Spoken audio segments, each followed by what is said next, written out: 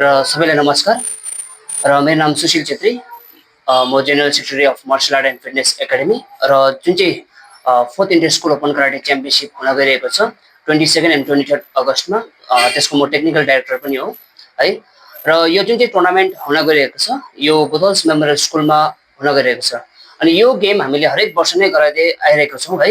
र यो गेमको मेन उद्देश्य हामीले किन गरायौँ भन्दाखेरि हामीले पहिला सुरु त प्रमोसन गर्नु लागि हाम्रो जति पनि पहाडको स्कुलहरू छ है त्यसमा हामीले प्रमोसन गर्नु लागि हामीले यो गेम गराइरहेको छौँ।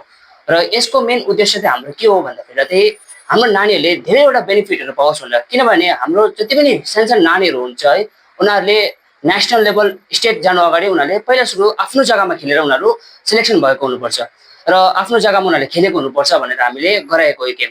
अनि हामीले मेन मोटिभेट चाहिँ के गरेको भन्दाखेरि हाम्रो पहाडमा अनि खरसाङलाई पनि हामीले चिनाउनु लागि हामीले गरेको गेम है। किन भन्दाखेरि हाम्रो टुरिज्म बढाउनु लागि प्लस हाम्रो लोकल होमस्टेहरूलाई पनि हामीले चिनाउनु लागि हामीले यो गेमहरू गराइन्छौँ। अनि यसको मेन उद्देश्य चाहिँ हाम्रो के छ भन्दाखेरि हाम्रो नानीहरूले विशेष गरेर 5 वर्षदेखि लिएर तपाईँको 12 वर्षसम्म नानीहरूलाई विशेष गरेर हामीले फोकसमा राखेको छु यो गेममा। त्यति किन भन्दाखेरि त्यो नानीहरूले गएर कलकत्तामा गएर डाइरेक्टली खेल्न सक्दैन किनभने उहाँको त्यहाँको वातावरण र यहाँको वातावरण अलिकति मिल्दैन है।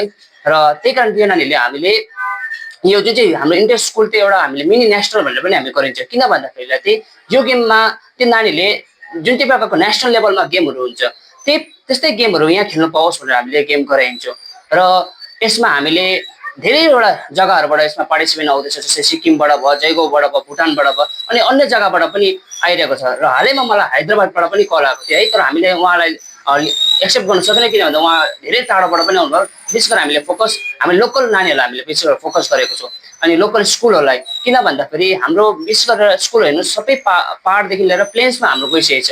किन हाम्रोमा पहाडमा पनि धेरैवटा स्कुलहरू छ अनि राम्रो स्कुलहरू छ जसमा हामीले प्रमोसन गर्न सकेको छैनौँ। र त्यही कारण हेरेर जस्तो बोतल स्कुलहरू भयो, हिमालय बोर्डिङ स्कुलहरू भयो है त्यहाँ पनि हामीले त्यो स्कुलहरू अब एकदमै राम्रो स्कुलहरू हो है। तर हामीले त्यो स्कुलहरू हाम्रो लोकल स्कुललाई पनि हामीले प्रमोसन गरौँ भनेर हामीले लिएको छौँ। र यो जुन चाहिँ इन्टर स्कुल हुँदैछ यो अर्गनाइज बाई सिसिनकाई खरसाङ है अनि supported by martial art and fitness academy.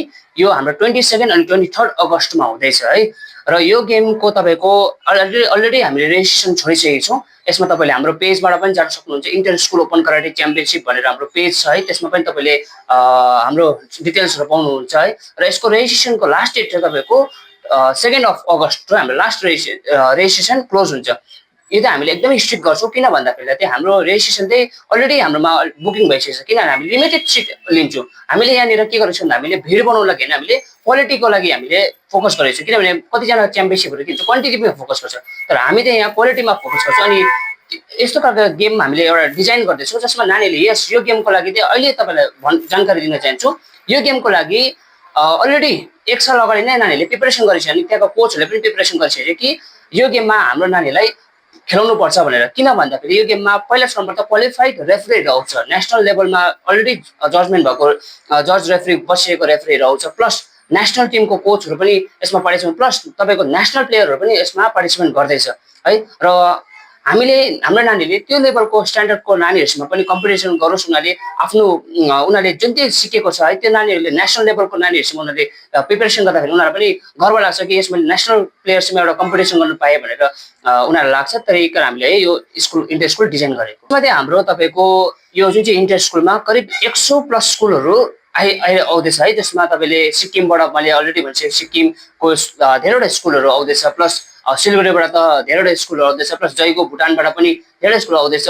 अनि यसमा हाम्रो लिमिटेड अफ चाहिँ हामीले 500 स्टुडेन्टलाई हामीले पक्रेको छु। किन भन्दाखेरि 500 स्टुडेन्टलाई चाहिँ हामीले पनि राम्रोसँग उनीहरूलाई गाइडेन्स अनि कन्ट्रोल गर्न सक्छौँ। अनि बेसी भयो भनेदेखि हुन्छ हाम्रो क्राउड हुन्छ र हाम्रो पहाडमा तपाईँलाई याद भएकै कुरो हो कि स्टेडियमहरूको खाँचो भइरहेको छ किनभने हाम्रोमा त्यत्रो अर्गनाइज जुन हामीले गर्न सक्छौँ। हामीले 2000 जनालाई पनि पार्टिसिपेन्ट लिन्छ तर हाम्रोमा भेन्यू त्यस्तो नभएको कारणले गर्दाखेरि हामी त्यत्रो पार्टिसिपेन्ट लिँदैन तर सर्टमा हामीले 500लाई चाहिँ हामीले लिँदैछौँ।